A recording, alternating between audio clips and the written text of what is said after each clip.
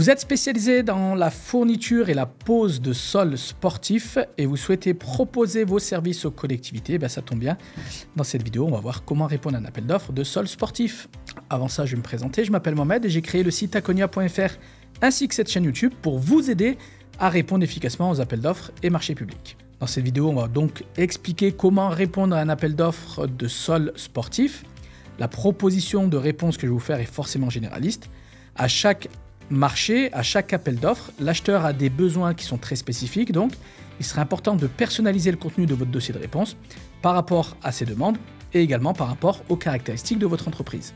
Pour répondre à l'appel d'offres, la première étape, c'est de récupérer le dossier de consultation des entreprises, de le télécharger donc, et de lire le règlement de consultation. Dans ce règlement de consultation, l'acheteur vous indique quels sont les documents à fournir dans le cadre de votre réponse.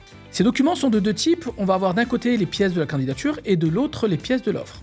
Les pièces de la candidature sont en général le formulaire DC1, le formulaire DC2 ou alors le DUM, ainsi que des attestations et des certificats.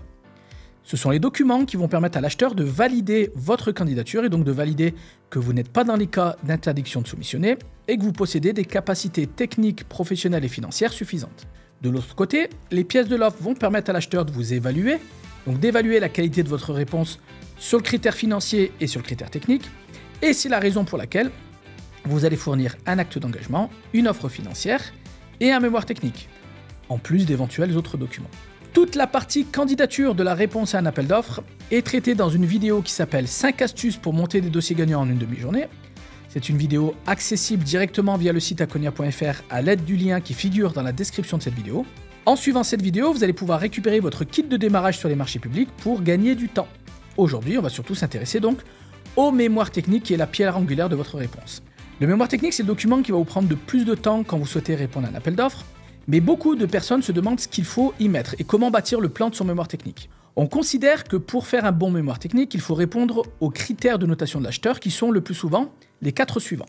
En effet, l'acheteur va vous attribuer une note sur les moyens humains que vous pensez déployer dans le cadre de la prestation, les moyens matériels que vous allez mobiliser, votre ou vos méthodologies d'intervention, ainsi que votre politique de développement durable.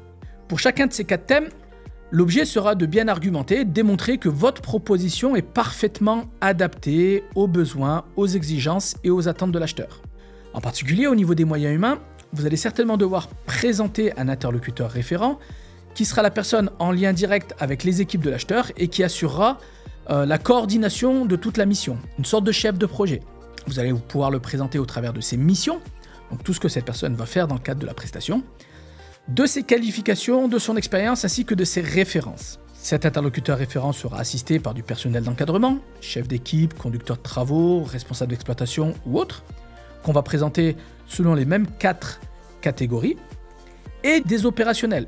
Donc vous allez pouvoir présenter soit en les nommant, soit en définissant un profil type des ouvriers qui travaillent au sein de votre entreprise, là aussi pour démontrer tout leur savoir-faire à partir de leurs qualifications, de leur expérience et de leurs références, notamment sur des chantiers similaires. En plus de ça, il va pouvoir être intéressant de présenter votre politique de gestion des ressources humaines, comment vous formez vos salariés, comment vous les intégrez, comment vous développez leurs compétences au quotidien, quelles sont vos modalités de recrutement ou de recours à d'autres formes de collaboration, comment vous fidélisez, vous motivez les salariés pour qu'ils travaillent toujours dans le souci de la satisfaction client.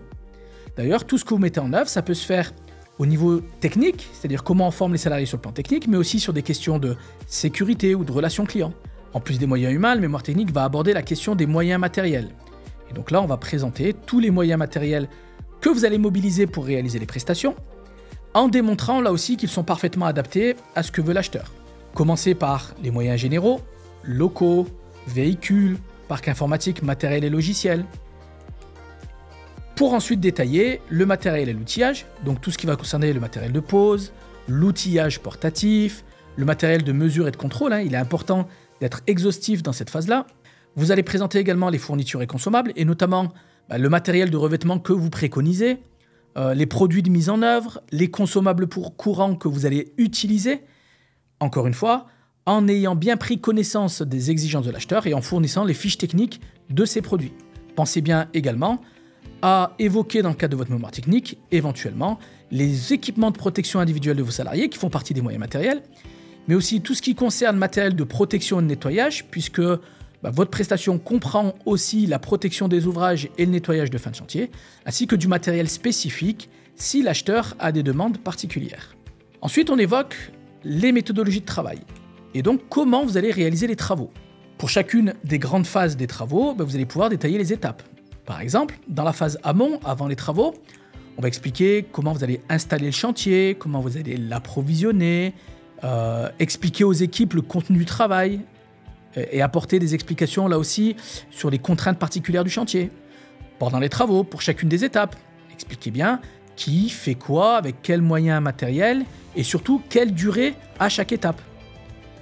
Pour arriver sur la phase fin des travaux, où vous allez pouvoir évoquer la phase de nettoyage et de remise en état, ainsi que le suivi organisé dans le cadre de la garantie du parfait achèvement.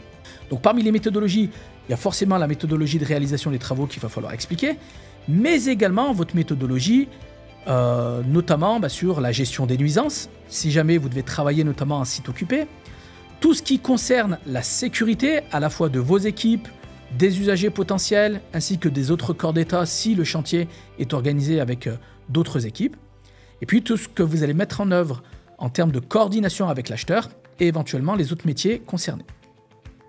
N'oubliez pas, il est important de démontrer au travers de votre méthodologie que vous êtes en mesure de garantir les délais, donc vous maîtrisez les délais et que en cas de retard, vous avez anticipé les éventuels imprévus et donc que vous allez pouvoir mobiliser d'autres équipes par exemple pour accélérer si jamais le chantier a pris du retard et donc limiter l'impact des difficultés que peuvent rencontrer constamment les entreprises dans votre secteur au niveau de la satisfaction du client. Enfin, votre mémoire technique va aborder la partie développement durable. Et donc, globalement, vous allez pouvoir présenter votre démarche ainsi que toutes les actions du quotidien que vous mettez en œuvre. Expliquez, par exemple, tout ce que vous mettez en œuvre dans le cadre de votre politique d'achat et de sélection de fournisseurs, comment vous allez gérer, trier, recycler, valoriser les déchets, comment vous allez optimiser les déplacements et démontrer que vos équipes sont formées et sensibilisées sur les questions environnementales, mais également sur des questions sociales. Vous allez pouvoir également démontrer que votre entreprise a un impact sur le développement local, notamment en choisissant des fournisseurs locaux.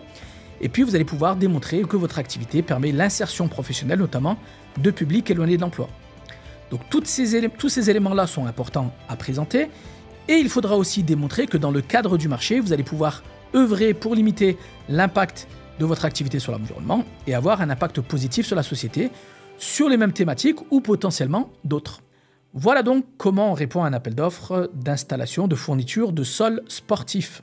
Si vous avez des questions sur cette vidéo, posez-les en commentaire pour que je puisse y répondre. Pour aller plus loin sur les appels d'offres, suivez la formation 5 astuces pour monter des dossiers gagnants en une demi-journée. Elle vous permettra de récupérer un kit de démarrage sur les marchés publics et de poser des questions sur les appels d'offres. Le lien pour accéder à cette formation qui est gratuite est dans la description de cette vidéo. Si cette vidéo vous a plu et vous a été utile, cliquez sur le bouton j'aime. Et pour profiter de toujours plus d'astuces et de conseils sur les appels d'offres et les marchés publics, abonnez-vous à cette chaîne et actionnez la cloche.